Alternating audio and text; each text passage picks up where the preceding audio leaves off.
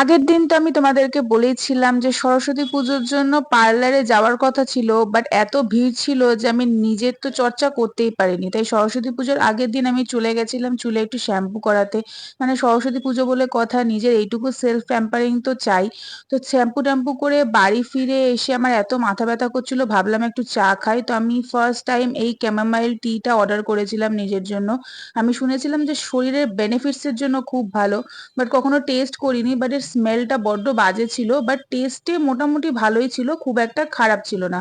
তারপর আবার রেডি হয়ে আমি বেরিয়েছিলাম বেলঘরিয়া, কারণ আমার কয়েকটা জিনিস কেনার ছিল, স্পেশালি একটা ড্রেস কেনার ছিল।